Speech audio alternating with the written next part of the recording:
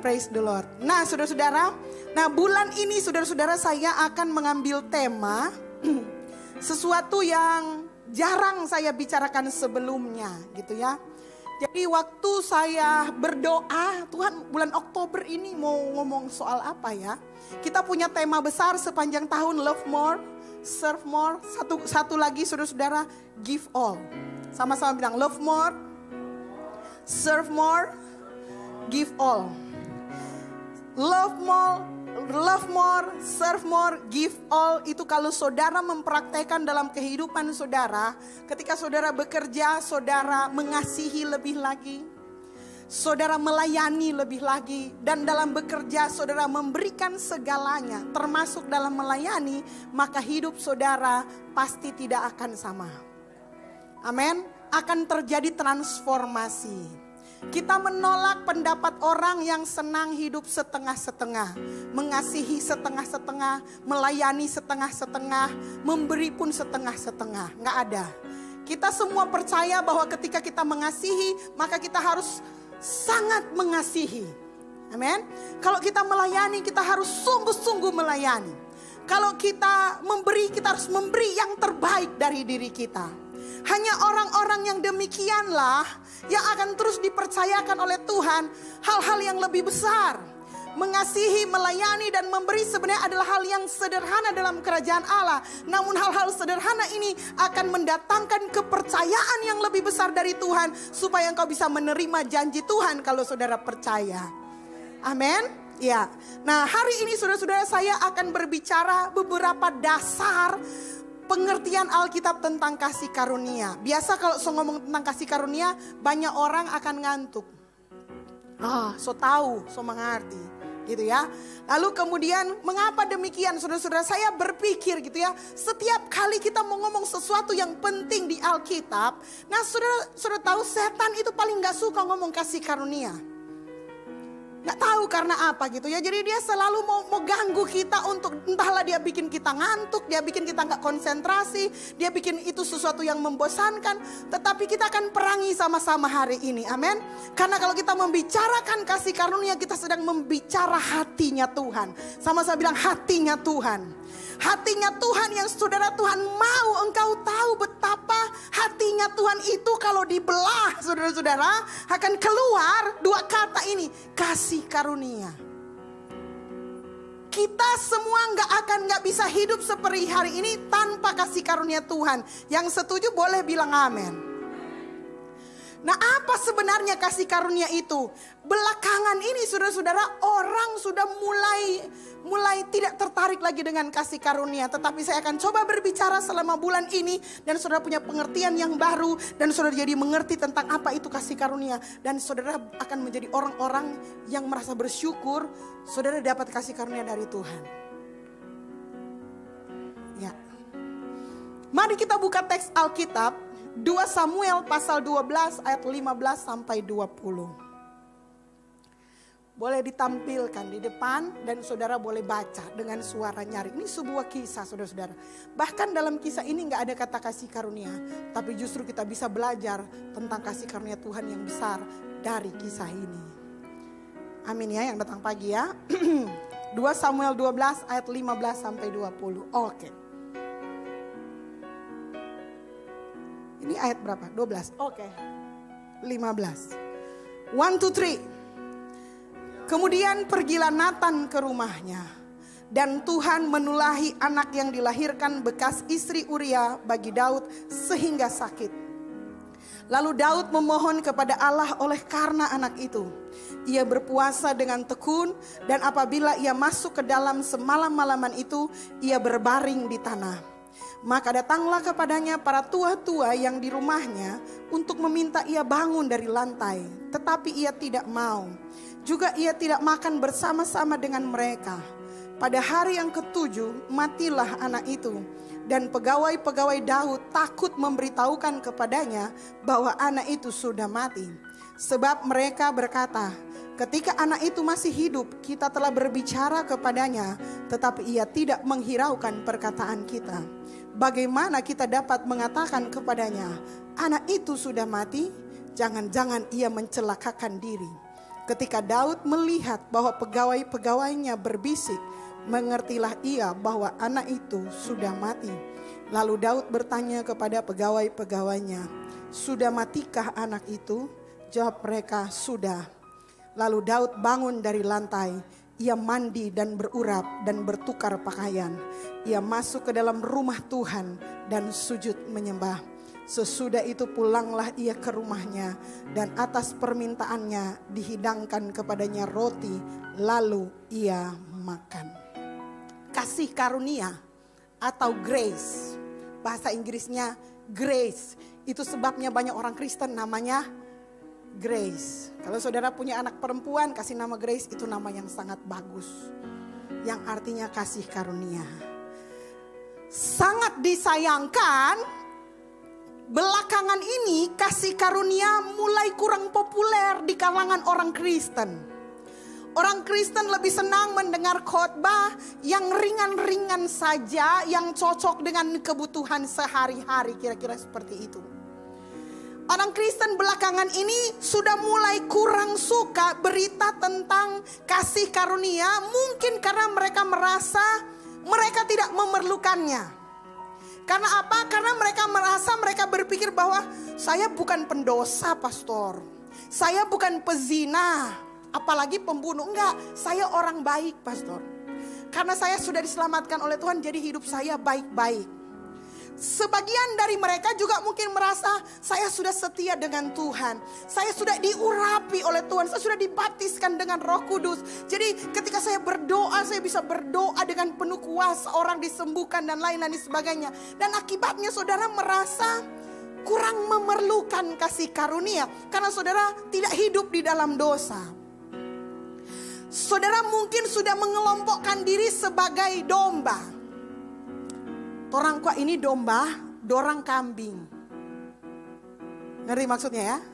Atau saudara sudah merasa orang ini gandum, dorang ilalang. Jadi saudara sebagai orang Kristen, saudara merasa saudara sudah cukup baik sebagai orang Kristen. Saudara bahkan merasa bahwa saudara layak untuk itu karena saudara memang berjuang dalam kehidupan ini untuk menjadi seorang Kristen yang baik.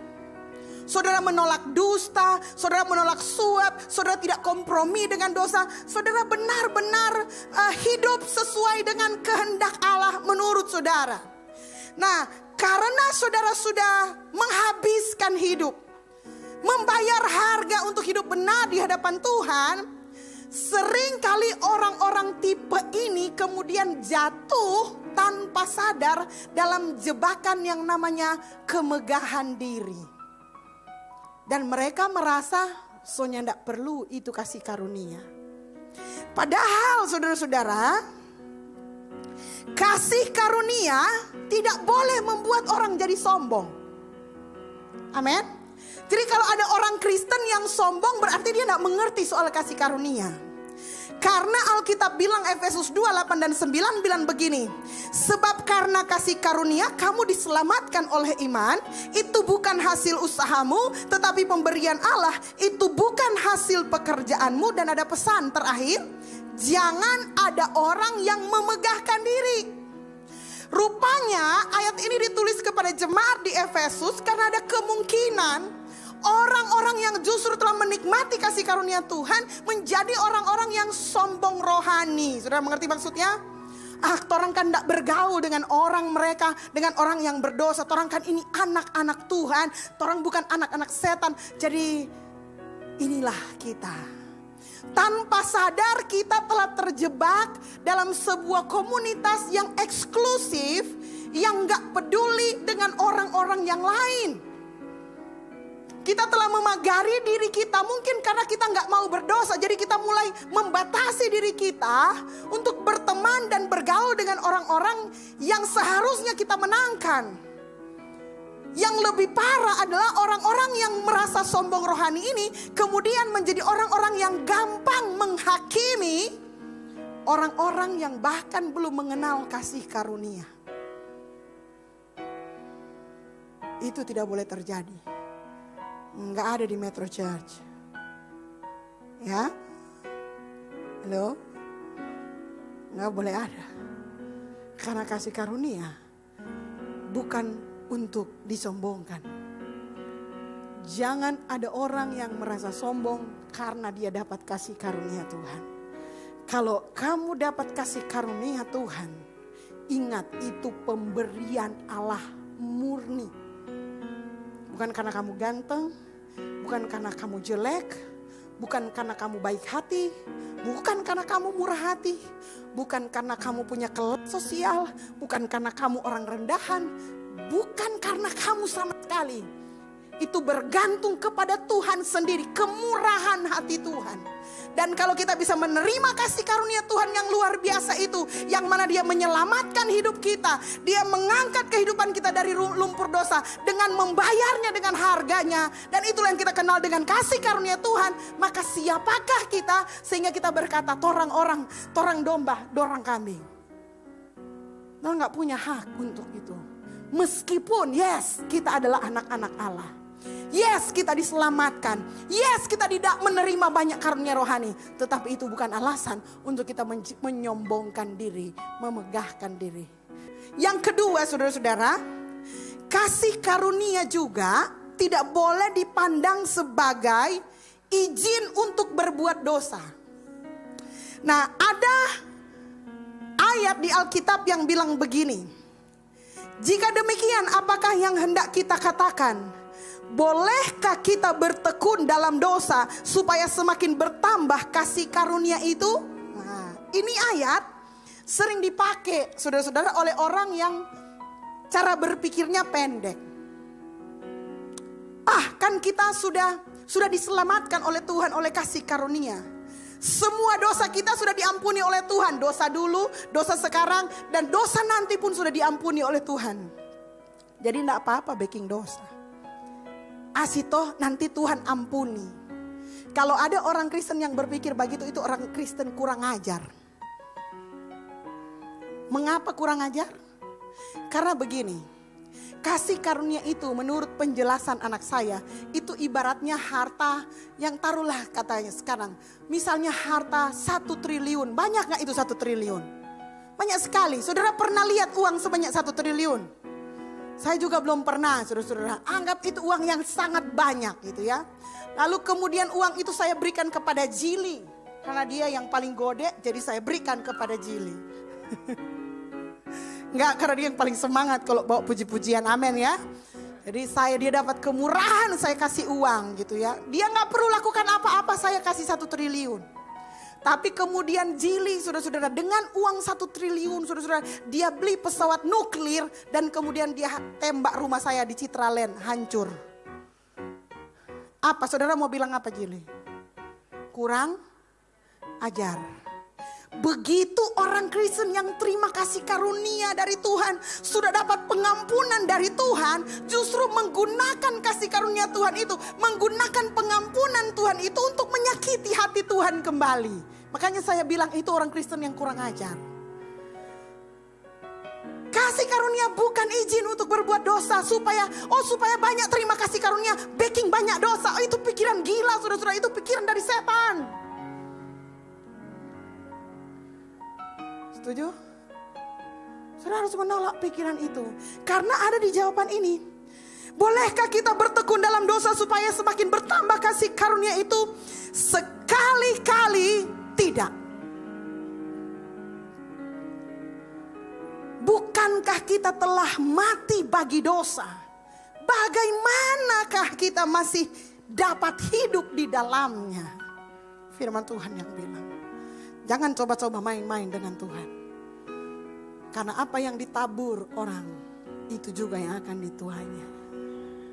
Amin. Jadi kasih karunia, kalau yang pertama gak boleh disombongkan, yang kedua gak boleh dipakai sebagai senjata untuk semakin banyak berbuat dosa, supaya dapat pengampunan banyak. Saudara sedang bermain-main dengan Tuhan. Nah yang ketiga, jadi pastor, kasih karunia itu sebenarnya bagaimana? Kasih karunia yang sering kita dengar di gereja, yang setiap kali mau doa berkat selalu diucapkan oleh pendeta. Kasih karunia menyertai.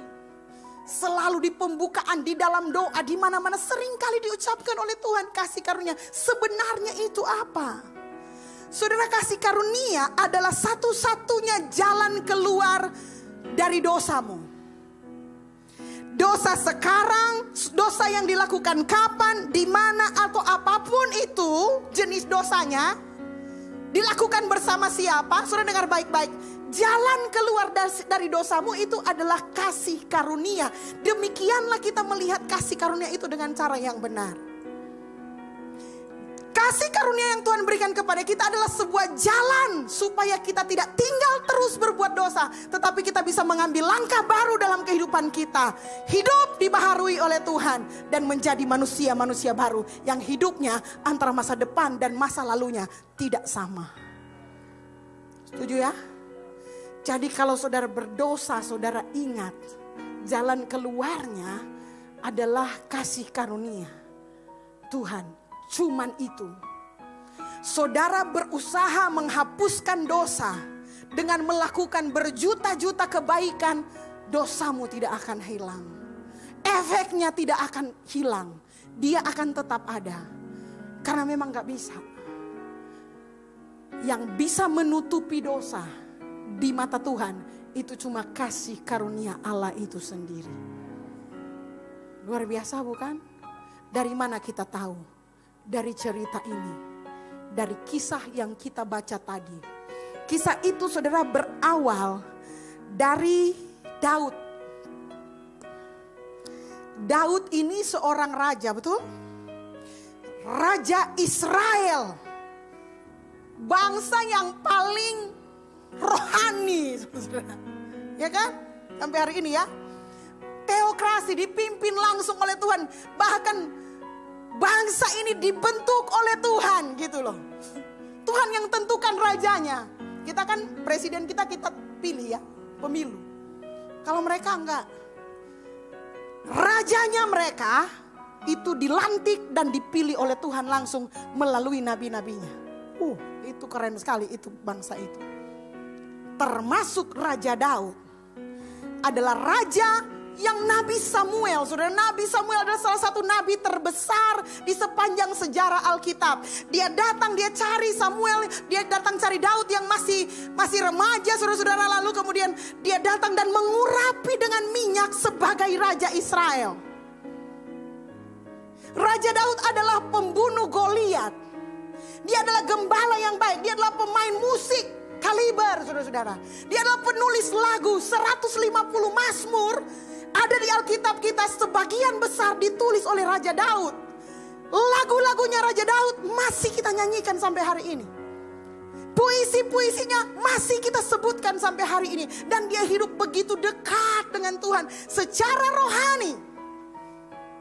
Daud sangat dekat dengan Tuhan. Tapi dari Daud yang hebat itu, saudara-saudara, ternyata satu kali dia buat kesalahan. Satu sore ketika dia sedang mencari angin segar di istananya, lagi kipas-kipas, saudara-saudara, tiba-tiba bukan cuma angin segar yang muncul, dia lihat pemandangan segar. Lokasi perkemahan tentaranya yang sekarang tinggal istri-istrinya karena suaminya lagi perang. Kebetulan sore itu ada perempuan cantik lagi mandi, istrinya Uria. Dan entah setan apa yang merasukinya, Raja Daud tertarik kepada Batsyeba. Raja Daud bukan gak punya istri, saudara. Dia punya istri yang cantik-cantik juga. Dia tertarik dan dia tidur dengan istri orang. Akibatnya Batsyeba hamil. Untuk menutupi kehamilan Batsyeba, saudara-saudara, rasa malunya dia tarik suaminya Batsyeba yang namanya Uria dari medan pertempuran. Suruh pulang untuk tidur dengan istrinya. Karena adalah aib kalau suaminya berperang, tiba-tiba istrinya mendadak hamil. Untuk menutupi aibnya, Daud undang Uria datang. Tapi Uria begitu cinta Raja Daud. Dia menghormati visinya Raja Daud. Dia senang dengan Raja Daud. Dan dia tidak mau melakukan sesuatu yang tidak enak buat dia. Jadi ketika dia pulang, saudara-saudara, Raja Daud suruh tidur dengan istrinya. Dia bilang, masa kan saya mau tidur dengan istri saya senang-senang, sementara teman-teman saya lagi perang. Saya gak mau, Raja Daud. langsung mati game. Raja Daud gak bisa apa-apa. Rencananya untuk menutup aibnya tidak berhasil. Apakah dia berhenti sampai di situ? Enggak, saudara-saudara. Terpaksa dia bikin surat kematian. Tempatkan Uria di garis depan, yang mana jarang ada orang lolos di sana. Akhirnya Uria berangkat atas nama raja, berjuang demi Raja Daud. Tapi sesungguhnya itu adalah surat perintah untuk membunuh Uria. See? Raja Daud itu, saudara. Kurang dekat Tuhan yang bagaimana? Dia disebut sebagai orang yang berkenan di hati Tuhan. Dia seperti punya akses sendiri di hati Tuhan.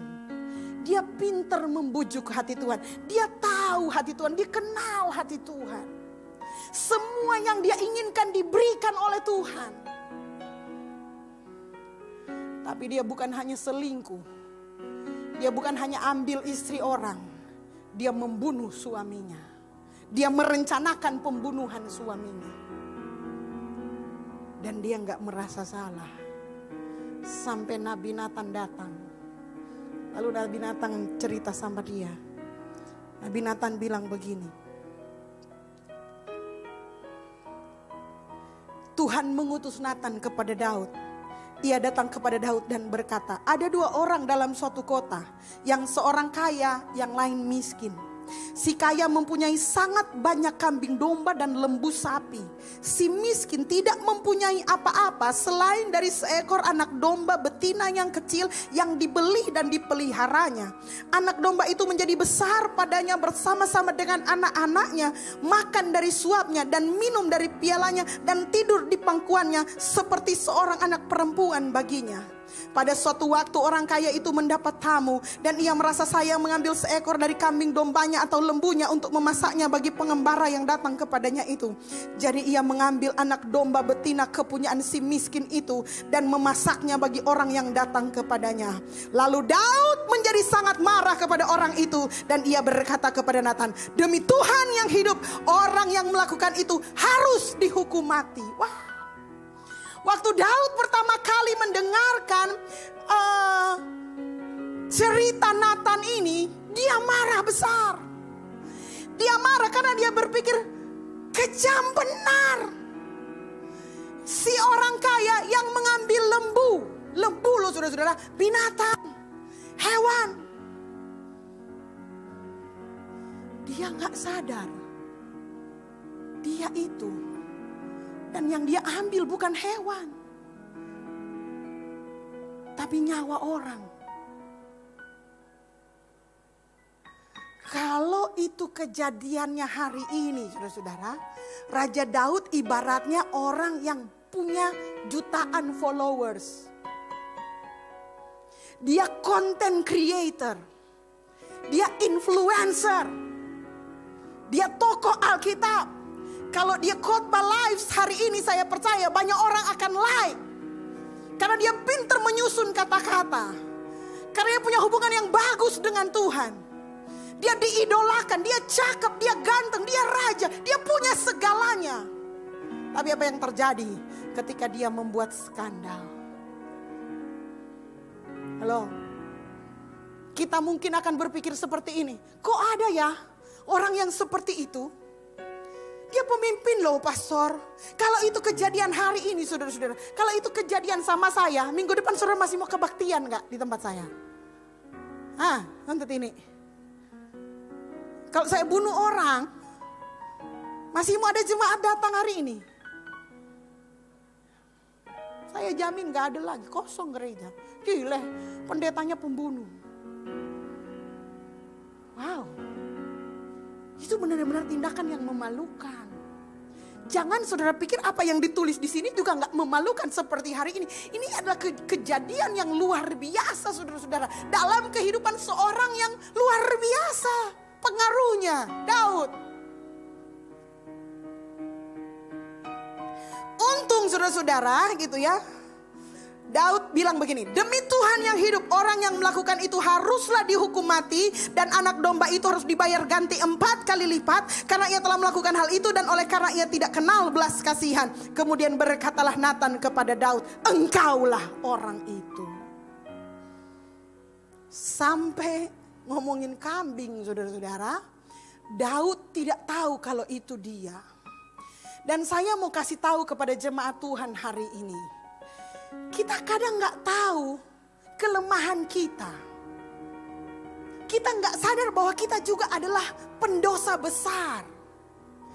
Tapi ketika kita lihat orang lain menyakiti hewan, kita yang sewot. Padahal kita sendiri menyakiti hati orang, itu sering kali. Hari ini saudara-saudara, makan RW ditentang sama pencinta anjing, betul gak? Saudara ketahuan makan RW di demo loh. Enggak cinta anjing. Anjing kok dimakan. Nyawa anjing. Mereka menginvestasikan loh. Promo, kampanye. Selamatkan anjing. Selamatkan ikan duyung. Selamatkan ikan paus. Selamatkan ubur-ubur. Mereka care dengan hewan. Dan mereka gak care dengan manusia yang mereka sakiti, yang mereka lukai, yang mereka rugikan. Sama seperti kita. Tapi Raja Daud luar biasa. Luar biasa dia. Saudara boleh kasih tepuk tangan untuk Raja Daud.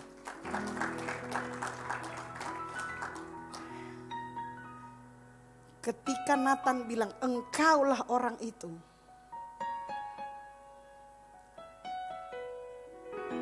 Allah Israel bilang begini. Aku mengurapi engkau menjadi raja atas Israel. Aku yang melepaskan engkau dari tangan Saul. Telah kuberikan isi rumah tuanmu kepadamu dan istri-istri tuanmu ke dalam pangkuanmu. Aku telah memberikan kepadamu kaum Israel dan Yehuda. Dan seandainya itu belum cukup, tentu ku tambah lagi ini dan itu kepadamu. Mengapa engkau menghina Tuhan dengan melakukan apa yang jahat di matanya? Uria orang Het itu kau biarkan ditewaskan dengan pedang. Istrinya kau ambil menjadi istrimu, dan dia sendiri telah kau biarkan dibunuh oleh pedang Bani Ammon. Oleh sebab itu pedang tidak akan menyingkir dari keturunanmu sampai selamanya, karena engkau telah menghina aku, Tuhan maksudnya, dan mengambil istri Uria orang Het itu untuk menjadi istrimu. Beginilah firman Tuhan, bahwasanya malapetaka akan kutimpakan ke atasmu yang datang dari seluruh kaum keluargamu sendiri. Aku akan mengambil istri-istrimu di depan matamu dan memberikannya kepada orang lain. Orang itu akan tidur dengan istri-istrimu di siang hari, sebab engkau telah melakukannya secara tersembunyi, tetapi aku akan melakukan hal itu di depan seluruh Israel secara terang-terangan. Lalu berkatalah Daud kepada Nathan, aku sudah berdosa kepada Tuhan. Saudara tahu, untuk membuat seorang secara sadar mengaku bahwa ia sudah berdosa, itu adalah kasih karunia. Banyak orang sudah berbuat dosa, enggak sadar dia yang berdosa, masih menuding setan. Masih menuding haters yang melakukan ini. Masih mempersalahkan situasi, masih mempersalahkan masa lalu, masih mempersalahkan siapapun selain dirinya sendiri. Padahal yang mau dicari Tuhan, atau pintu di mana kasih karunia bisa bekerja, itu adalah sebuah pengakuan, kesadaran di mana aku telah berdosa kepada Tuhan. Dan oleh karena pengakuan Raja Daud, apa yang terjadi saudara-saudara? Nathan pun berkata, Daud, Tuhan telah menjauhkan dosamu itu. Engkau tidak akan mati. Walaupun demikian, karena engkau dengan perbuatan ini telah sangat menista Tuhan, pastilah anak yang lahir bagimu itu akan mati. Sampailah kita di teks yang kita baca tadi. Saudara, konsekuensi atas dosa, ini penting, adalah bagian dari kasih karunia Tuhan. Bilang amin dulu. Jangan saudara pikir karena saudara sudah diampuni dosanya. Apakah Raja Daud diampuni? Diampuni.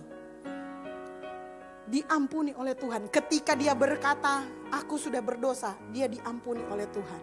Tetapi konsekuensi atas dosa tidak berhenti hanya karena engkau sudah mengakui dosa-dosamu. Dan itu adalah bagian dari kasih karunia Tuhan. Apakah saudara percaya itu? Mengapa konsekuensinya tidak dihilangkan oleh Tuhan? Mengapa? Karena begini saudara-saudara, konsekuensi atas dosa kita. Ketika Daud harus melihat anak yang dikandung oleh Batseba itu menderita sakit. Dia tahu yang salah bukan anak itu, dia tahu yang salah adalah dia. Dan karena dia tahu bahwa yang salah adalah dia melihat bahwa dia harus menerima konsekuensi ini. Dan konsekuensi ini tidak enak saudara-saudara. Dan oleh karena Daud mengenal siapa Tuhan, dia tahu siapa Tuhan, maka berpuasalah dia. Dia pakai baju abu, dia tiarap di tanah selama 7 hari, dia nggak mau makan. Dia meminta belas kasihan Tuhan, dia meminta kasih karunia Tuhan. Tuhan kalau boleh sembuhkan anak itu. Karena dia tahu itu karena dia. Saudara, kasih karunia akan mulai bekerja di dalam hidupmu ketika engkau sendiri menyadari kesalahan-kesalahanmu. Hanya karena engkau mungkin baik-baik saja, mungkin bukan berarti bahwa semuanya baik-baik saja. Mengapa Daud bisa melakukan kesalahan sebesar itu? Karena Daud sama dengan kita saudara-saudara, dia terbuat dari debu juga. Dan kita semua yang dibentuk dari debu, saudara-saudara, masing-masing kita punya sisi gelapnya. Itu sebabnya kita gak bisa memegahkan diri. Saudara mungkin gak punya masalah dalam hubungan, tapi saudara mungkin punya masalah dalam hal keuangan. Saudara mungkin gak ada masalah keuangan, tapi saudara punya masalah dengan anak-anakmu. Engkau mungkin gak ada masalah dengan anak-anakmu, tapi engkau mungkin ada masalah dengan mertuamu. Mungkin engkau gak punya masalah dengan mertuamu, tapi engkau punya masalah berat di pekerjaanmu. Engkau mungkin gak punya masalah dengan pekerjaanmu, tapi engkau punya masalah dengan tetanggamu. Engkau punya masalah dengan ini. Engkau punya pergumulan tersendiri yang engkau sendiri gumuli. Mungkin engkau masih terikat dengan dosa-dosa lainnya yang hanya engkau dan Tuhan yang tahu. Mungkin engkau bukan pezina, engkau gak pernah mengambil istri orang lain, tapi engkau bergumul dengan kebencian, iri hati, kepahitan setiap hari. Saudara sulit berbahagia melihat orang diberkati. Saudara menjadi orang-orang yang dalam hidupnya selalu mungkin kecanduan, saudara-saudara.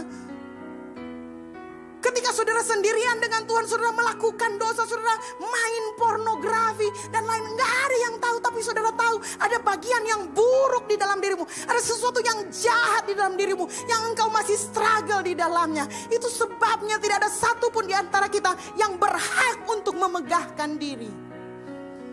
Kadang kita terlalu kejam, saudara-saudara. Kita lihat orang merokok lalu kita langsung hakimi mereka. Kita lihat orang-orang yang kecanduan, orang-orang yang main perempuan lalu kita mulai mencap mereka seolah-olah mereka kambing dan seolah-olah kita adalah pemilik surga. Hei, kita pada posisi yang sama. Kita adalah penerima kasih karunia Tuhan. Haleluya. Jangan jadi orang yang seperti itu.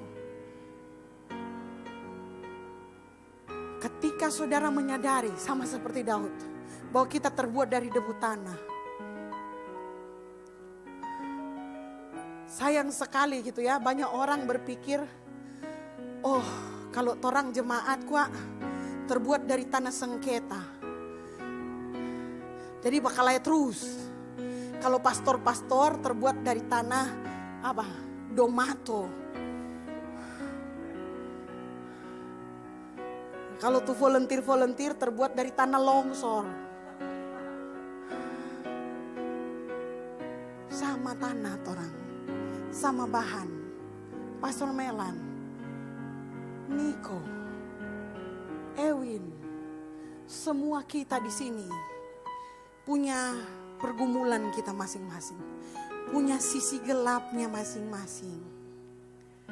Dan cara untuk keluar dari sisi gelap itu cuman satu, saudara-saudara, kasih karunia Tuhan. Yang pertama yang harus saudara lakukan ketika saudara ingin lepas dari sisi gelapmu adalah saudara datang kepada Tuhan dan mengakui, saya Tuhan, saya yang berdosa. Enggak banyak saudara orang yang mau ambil itu dan berkata saya yang berdosa. Kebanyakan kita ada di sisi di mana kita berkata, tapi suami yang begitu duluan pastor. Jadi kita jadi begini karena dia duluan. Kita jadi begini karena dia. Kita jadi begini karena situ. Kita jadi begini karena sana. No, saudara. Kalau saudara masih begitu, saudara belum bertemu dengan kasih karunia.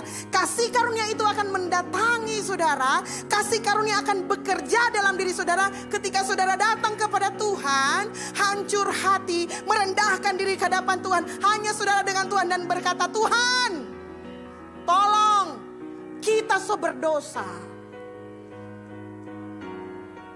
Dan Tuhan cari hati yang seperti itu. Tuhan suka dengan hati yang seperti itu.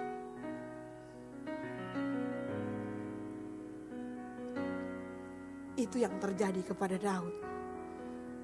Waktu dia disadarkan oleh Tuhan, dia ingat anaknya. Saudara tahu anak itu gak ada namanya. Aneh ya. Kalau meninggal dalam kandungan gak sempat kasih nama gak apa-apa ya. Tapi kalau sudah dilahirkan, kok gak ada nama? Di sini gak ada nama saudara-saudara. Anak itu gak disebut namanya. Tapi bagi saya anak itu melambangkan krisis dalam kehidupan kita. Konsekuensi atas dosa-dosa kita. Dan itu bagian dari kasih karunia Tuhan. Pastor, kalau memang Tuhan penuh dengan kasih karunia, harusnya konsekuensinya ndak ada. Ketika Yesus mati di kayu salib, semua hukuman dosa kita diambil, tulah dan lain-lain diambil. Tapi mengapa di sini ada konsekuensinya, saudara-saudara? Kalau itu terkait sesuatu yang menyakiti hati Tuhan, sesuatu yang menista Tuhan, maka Tuhan kadang mengizinkan konsekuensi itu menjadi bagian dari kasih karunia Tuhan untuk menunjukkan sebuah pelajaran kepada kita, supaya kita itu menjadi seperti monumen, supaya kita tidak balik lagi di titik yang sama. Mengapa kita orang sudah berdosa, balik berdosa lagi, minta ampun, berdosa lagi? Itu sebabnya Tuhan tidak menghilangkan monumen itu.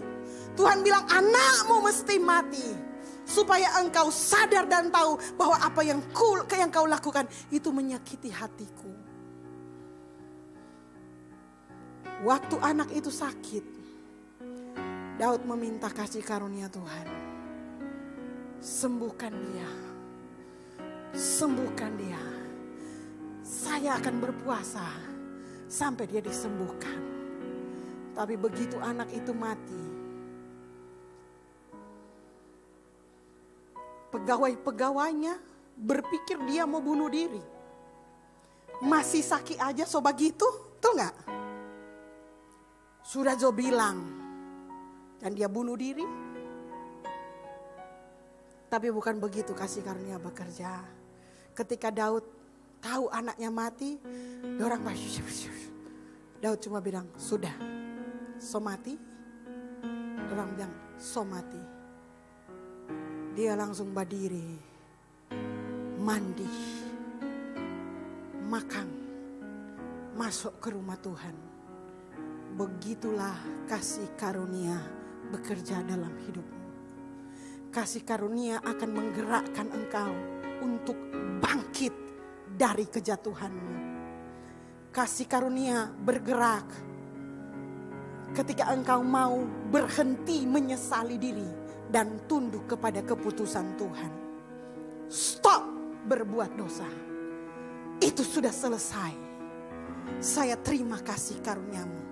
Dan dia masuk ke rumah Allah. Dia menyembah Tuhan. Dan dia bersyukur untuk kasih karunia Tuhan.